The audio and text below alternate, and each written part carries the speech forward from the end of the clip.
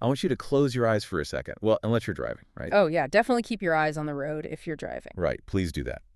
But if you're somewhere safe, I want you to mentally put yourself into this uh, highly specific yet, I think, completely universal scenario. Okay, set the scene.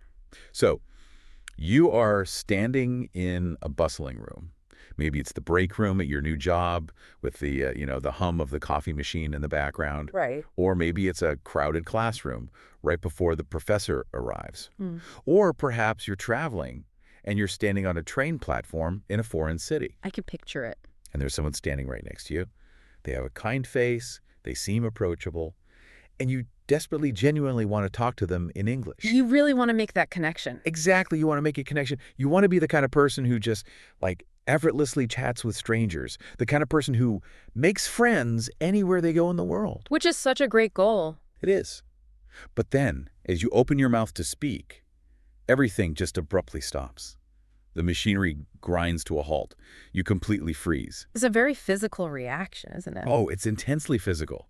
Your heart does that horrible little flutter. Your hands might get a little clammy. Your mind, which was just a second ago full of thoughts, goes entirely, terrifyingly blank. Just totally empty. Right. And the only thing echoing in your head is that paralyzing question of, what in the world should I say first? Yeah, that question just takes over. It really does. And so, overwhelmed by that question, you choose the path of least resistance. You say absolutely nothing. You pull out your phone. Yep, you look down at your phone, you pretend to scroll through an email you've already read 5 times, and you just let the moment pass. The opportunity vanishes. The potential friendship is gone before it even started. It is a profound tragedy of missed connection. And, I mean, it happens millions of times a day around the world. It really does. When we look at the source materials we are diving into today, which, by the way, serve as a brilliant, pragmatic guide on how to start conversations easily in English and naturally make new friends, they highlight a foundational truth. Which is what? That silence, that freeze response, it almost never comes from a lack of vocabulary. Really? Yeah, the learner usually knows the words. I mean, they know how to say hello, they know how to talk about the weather. The silence is actually a psychological, physiological response to perceived social pressure. Okay, let's unpack this. Because if you are listening to this deep dive right now, and you've ever experienced that exact throat-closing, mind-blanking anxiety when trying to speak English, I want you to know you aren't imagining things. No, You aren't uniquely broken. It feels incredibly scary. Right. It's a full-blown fight, flight, or freeze response. And when faced with social interaction in a non-native language, we almost unanimously choose freeze. We do. So our mission today is to totally deconstruct this response. We are going to look at the mechanics of friendly communication and how it fundamentally overrides the need for rigid perfection. But to dismantle that fear, we first have to understand its architecture, right? We can't just hand out a list of vocabulary words and say, go make friends. Right, because that doesn't fix the underlying issue. Exactly. We have to ask, why do we choose the safety of staring at a glowing rectangle over the potential joy of connecting with a human being? And what does the source text say about that? Well, the source text is very clear on this. Starting conversations is inherently difficult for a vast majority of people, even in their own native language. And the root cause is the persistent, nagging worry about being judged. We are terrified of saying the wrong thing. Absolutely. When you take that baseline human anxiety and layer a second language on top of it, you are essentially multiplying the fear by a factor of 10. You aren't just worried about being boring, you're worried about sounding foolish. But why is the fear of sounding foolish so much more acute in a second language? I mean, I say foolish things in my native language all the time. Oh, me too. Constantly. Right. I stumble over words, I forget what I'm talking about mid-sentence, and I don't spiral into a panic attack. But the moment we switch to English, it feels like there's this little inner critic sitting on our shoulder holding a giant red marker, just waiting for us to conjugate a verb incorrectly so it can cross out our entire identity. That's a very vivid image. Well, the text we are analyzing today uses a very simple, very powerful phrase. It says, conversations are not tests. And when I read that, it literally stopped me in my tracks. It's a huge mindset shift. It is, because that's exactly what we do, isn't it? We instantly project a pass-fail grading system onto a casual chat by the water cooler. We do, and there's a very logical, sociological reason for it. Think about the environment where the vast majority of people acquire their English skills. The classroom. Exactly, it's the classroom. For years, sometimes decades, you learn English through standardized exams, multiple choice questions, spelling tests, and essays. Right, where everything is graded. Yes. Every single time you produce English in that environment, you are actively being evaluated. Every grammatical deviation, every misused preposition, every slightly mispronounced vowel results in a lower score. It results in a penalty. So we're just conditioned. Deeply conditioned. Your brain has been trained to associate the act of speaking English with the threat of negative evaluation. We are trained, almost Pavlovian style, to believe there is an objective right and an objective wrong in every interaction. So we essentially traumatize ourselves into silence. When you step out of the classroom and into that coffee shop or that office kitchen, your brain hasn't updated its software. It's running on the old operating system. Exactly. It still thinks the friendly stranger standing next to you is an examiner with a clipboard, ready to deduct points because you used the simple past instead of the present perfect. It's like we treat a casual chat like a high-stakes university exam. We think we need to write a thesis when the other person just wants to know if we want to share a metaphorical conversational snack. That is an incredibly accurate way to frame it. You are over-preparing for a scenario that does not exist in the real world. A conversational snack, I like that. It works perfectly. And this is the reality check that our sources provide, which is so crucial to internalize. People do not expect perfect English.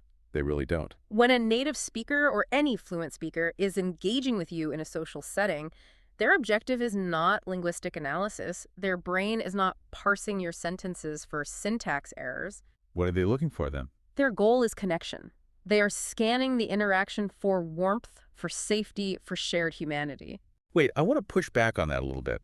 Because as much as I want to believe that people are these warm, non-judgmental beings, humans do judge each other. Sure we do. If I walk up to someone and my English is incredibly broken and full of mistakes, won't they just get annoyed? Aren't they going to judge my intelligence based on my grammar? It is a valid fear, but sociological studies on conversational dynamics consistently show that humans prioritize emotional resonance over technical accuracy. Okay, so feelings over facts, basically. Exactly, yes. If you are in a highly formal business negotiation, technical precision matters.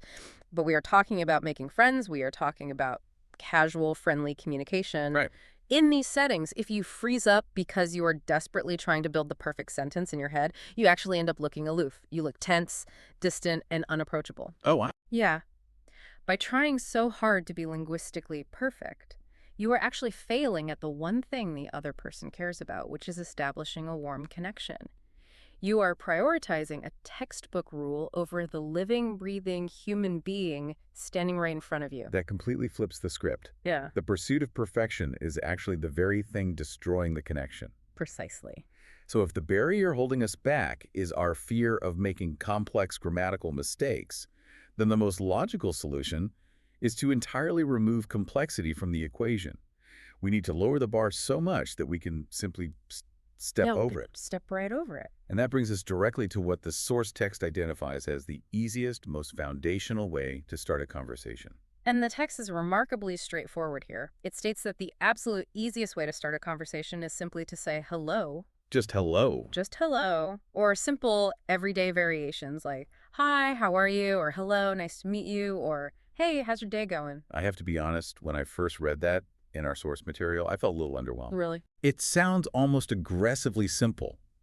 Like, if I want to show someone I'm an interesting person worth being friends with, isn't walking up and just saying, hi, how are you, incredibly boring. Won't they think I have zero personality? What's fascinating here is that it feels counterintuitive because we equate complexity with intelligence. We do. But let's look at the cognitive science behind why this extreme simplicity is actually a conversational superpower. Okay, I'm listening. When you try to construct a complex, highly nuanced, witty sentence in your head before you speak in a second language, you are drastically increasing your cognitive load. Because you're translating and editing at the same time. Yes. Yeah. Your brain's working memory is completely maxed out, trying to organize vocabulary, check verb tenses, and manage pronunciation. Here's where it gets really interesting, because it's like trying to juggle flaming torches while riding a unicycle. That is exactly what it feels like. And when your brain is working that hard on the mechanics of the language, it literally has no processing power left to focus on social connection. You just blank out. You can't smile naturally. You can't make proper eye contact. You can't read the other person's body language. You look like a robot running a complex algorithm. Beep boop, processing grammar. Exactly. But a simple hello or how are you requires virtually zero cognitive load. It is an automatic reflex. Because it's so simple, it frees up your brain's processing power to actually look at the person, smile, project warmth, and be present in the moment. So the simplicity is what allows the humanity to shine through. That makes total sense. Yeah. We think we need to say something profoundly interesting to impress this person, but the source is telling us, no, you just need to open the door. That's it. Just open the door. And you open the door by using the lightest, easiest handle available. In linguistics, this is known as phatic communication. Phatic. Phatic. P-H-A-T-I-C. Phatic expressions are words that perform a social task rather than convey actual literal information. Oh, okay. When a friendly stranger says, "Hey, how's your day going?" they are not formally requesting a chronological, detailed breakdown of your morning routine. Right. They don't want to hear about how you brushed your teeth for 2 minutes. No, the literal meaning of the words is secondary, sometimes entirely irrelevant. The actual hidden message being transmitted is, I acknowledge your presence. I am friendly. I am open to interacting with you. I am not a threat. It's like a submarine sending out a single ping of sonar just to see if there's another friendly submarine nearby. Ping. Are you there? Are you friendly? That's a perfect analogy, and the text emphasizes keeping everything at the simple level, giving examples like, I like music, or I enjoy traveling, or I'm learning English. Just really basic statements. These are clear, natural, and incredibly low stakes. And I think that word natural is where so many learners get tripped up. Because we study complex academic English, we think that's how we should speak at a cafe. Which is a trap. It is. But native speakers use incredibly simple sentences all the time in casual speech. We speak in fragments. We use basic elemental vocabulary. If you walk up to a coworker in the break room and deliver a flawless 3-minute monologue with multiple subordinate clauses about your weekend, you don't sound like a native speaker. You sound like you're giving a lecture. You sound like a news anchor reading a teleprompter. You sound deeply unnatural. You are wearing a suit of medieval armor to a casual dance. Oh, I like that. The armor is your complex academic grammar. Yes, it might protect you from making a specific type of error on a test, but it makes it entirely impossible to move naturally to the music. You're just clanking around the dance floor. Right. The text is urging you to take the armor off. Trust that a simple, undefended hello, I like music, is enough to signal your willingness to dance. Okay, so we've stripped off the armor, we've dropped the expectation of perfection, we've bypassed the cognitive overload, we've walked up, made eye contact, and delivered our super simple hello. Step 1 complete. We sent out the sonar ping, and they smiled and said hi back. The door is open. But now what? Because this is the exact second place where the freeze happens again. The dreaded follow-up. Exactly. We've established contact, but now we face the terrifying void of actual conversation. How do we find a topic that doesn't feel incredibly forced or uncomfortably invasive? This is where the source material provides a brilliant, highly actionable strategy, which is situational awareness. Situational awareness. Okay. The text advocates for using the shared environment as your ultimate icebreaker. The examples it provides are purposefully mundane. Like what? Well, if you are in a class together, you say, this class is interesting, or that homework was difficult. If you are at a cafe, you simply say, this coffee is really good. It is the practice of making small, simple observations about the immediate physical reality that you both currently occupy. I want to dissect why this is so effective, because it feels like a magic trick. It really does. If I walk up to a stranger and immediately ask them, what are your hopes and dreams for the future, they're going to physically back away from me.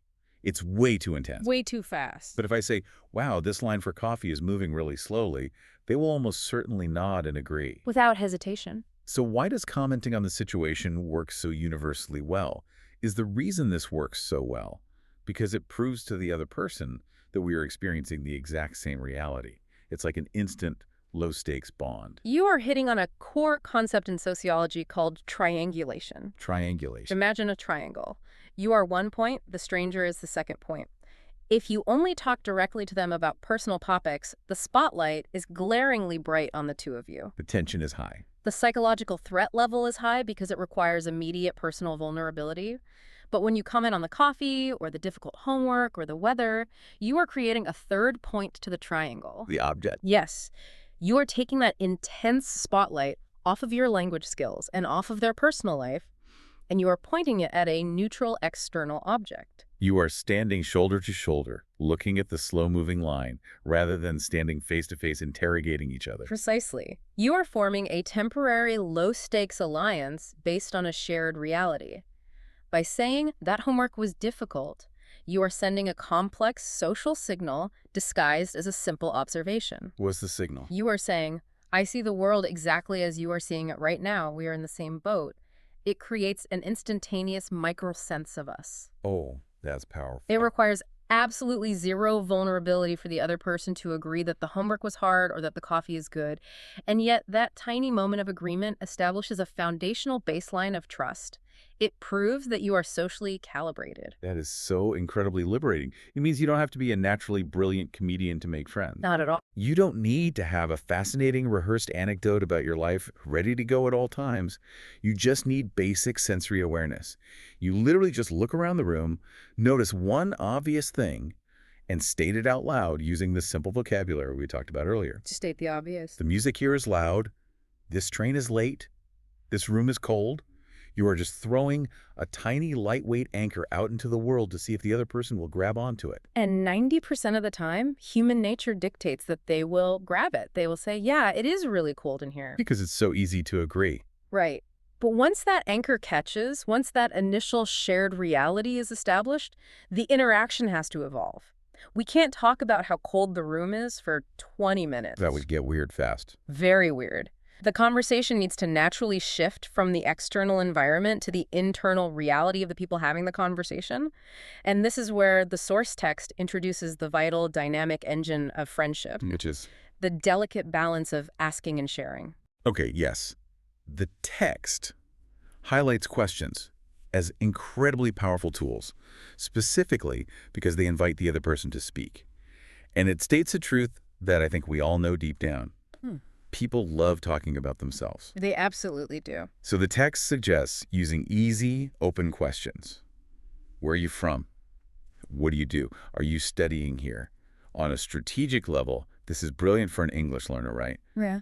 Because it takes the pressure entirely off of you to perform. You just hand over the mic. You just ask a 5-word question, and then you let them do the heavy lifting of talking for the next 2 minutes. It is a fantastic strategy for language learners, but it's also deeply rooted in human psychology. Neurological studies have shown that when humans talk about their own experiences, their own opinions, and their own lives, it triggers the exact same reward centers in the brain that are activated by primary rewards like food or money. Really?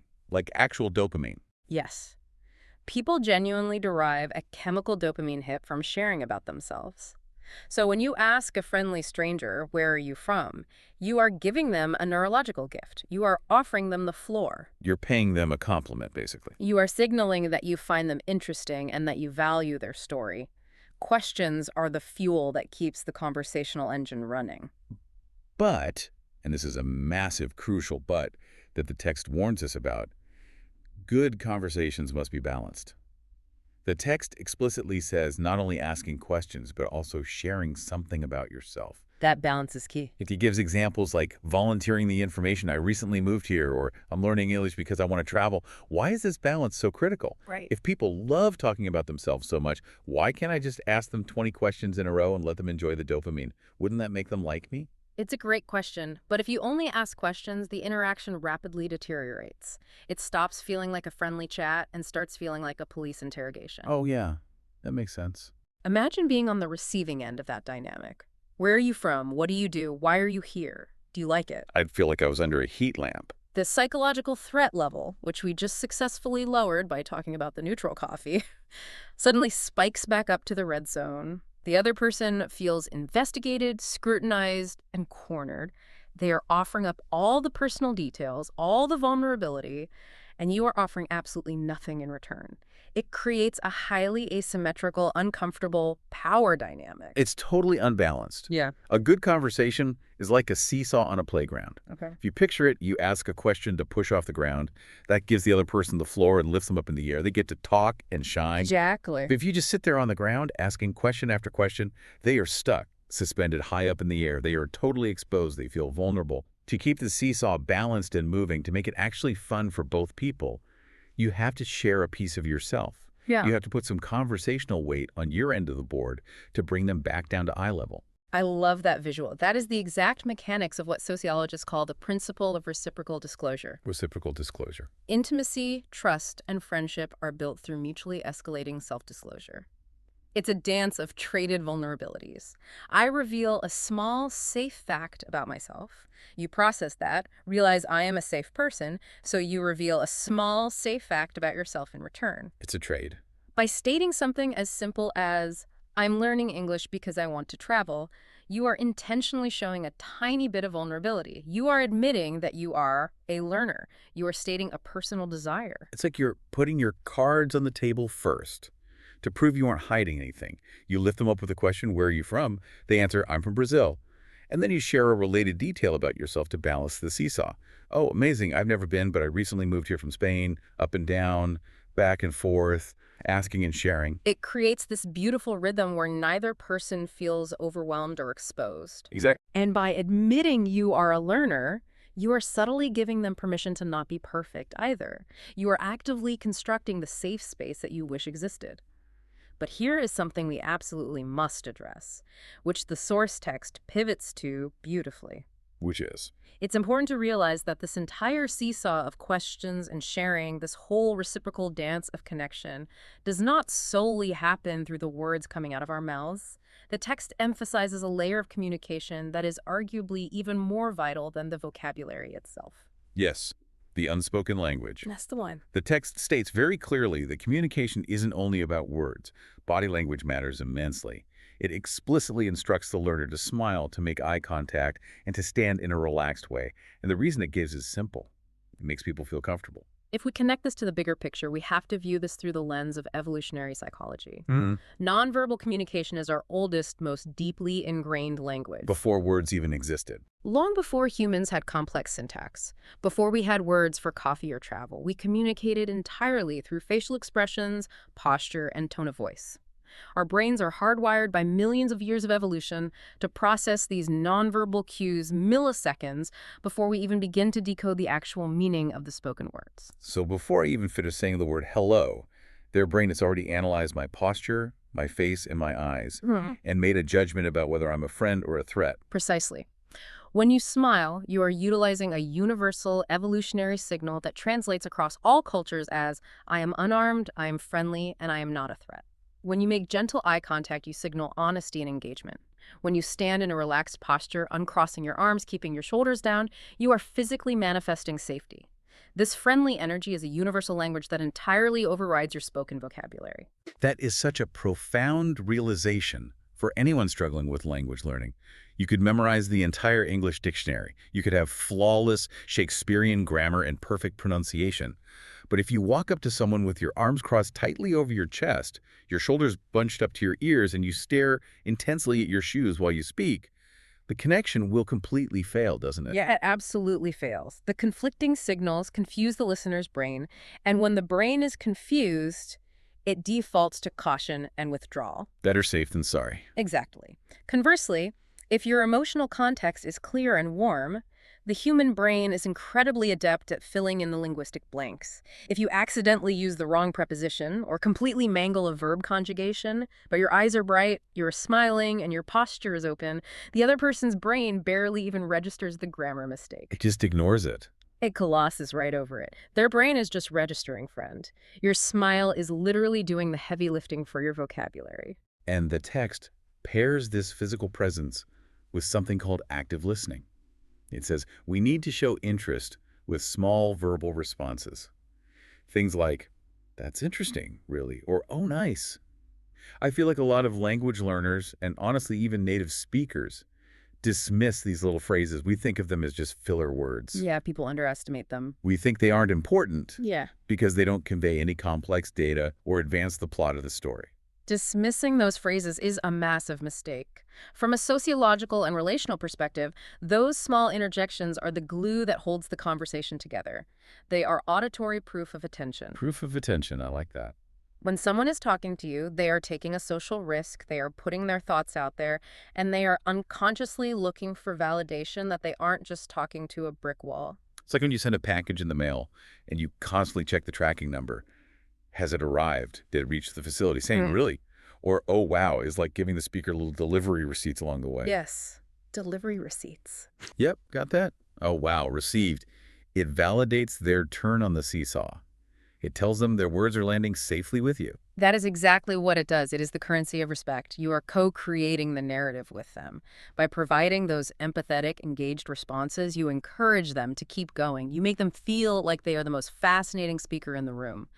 And for an English learner, these active listening cues are absolute gold. Why are they so valuable specifically for learners? Is it because it buys you time? It buys you time, yes. But more importantly, it keeps you actively participating in the conversation even when you don't have the vocabulary or the cognitive bandwidth to formulate a long, complex thought of your own. Oh, that makes so much sense. You might not know how to express a nuanced opinion on the movie they are describing, but you can definitely widen your eyes, smile, and say, wow, really, that's so interesting. You're still in the game. You are still playing the game, you are still building the connection without needing advanced grammar.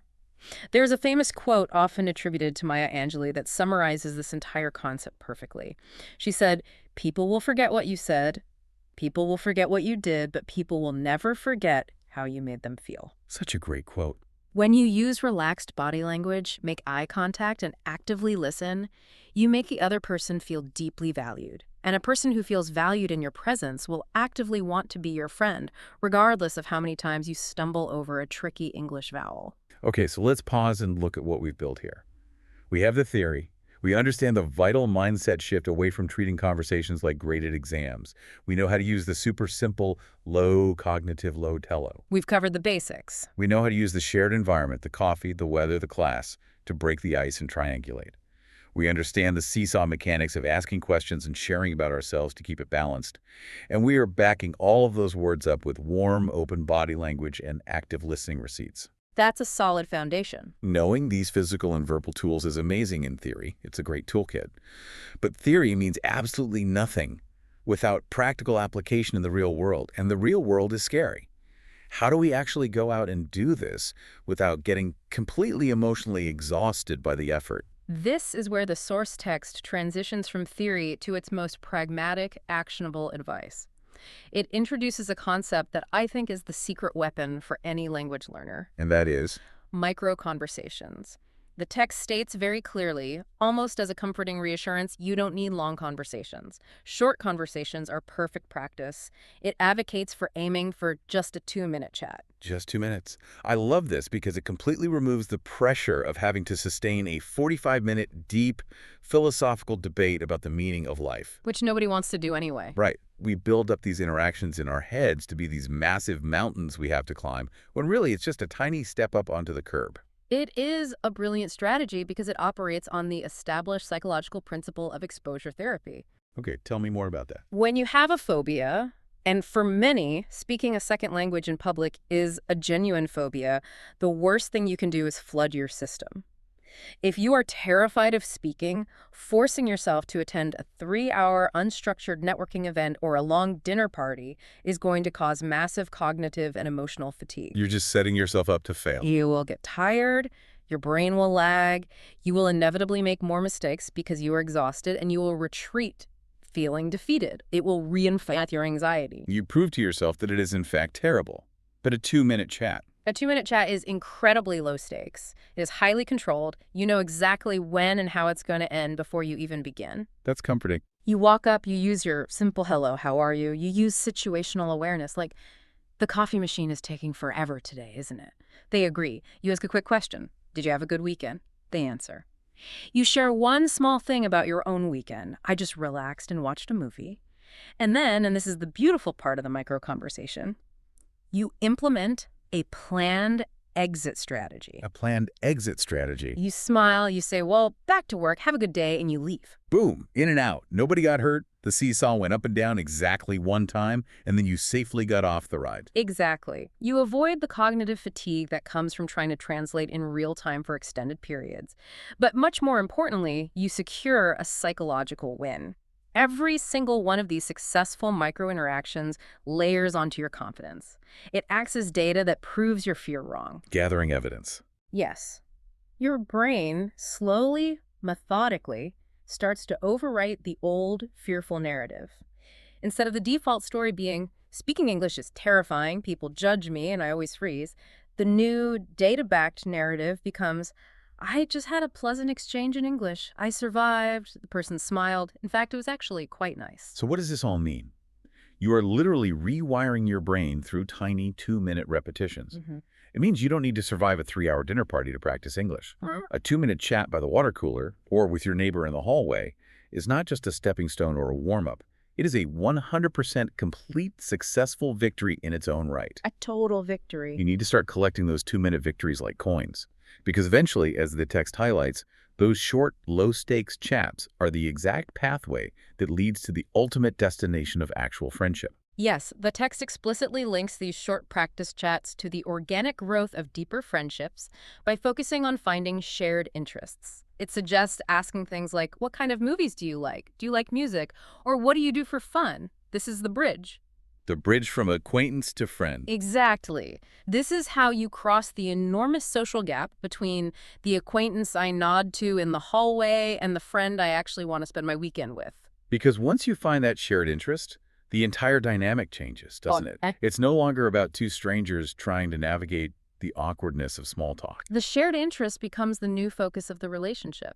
When you discover that you both absolutely love the same obscure sci-fi movie director, or you both listen to the same very specific style of jazz music, the language barrier practically dissolves. It just melts away. The shared passion takes over. You are no longer two people struggling to communicate through the medium of a second language. You are two fans geeking out over a mutual love. The English language simply becomes the invisible vehicle delivering the excitement. And I've experienced this firsthand.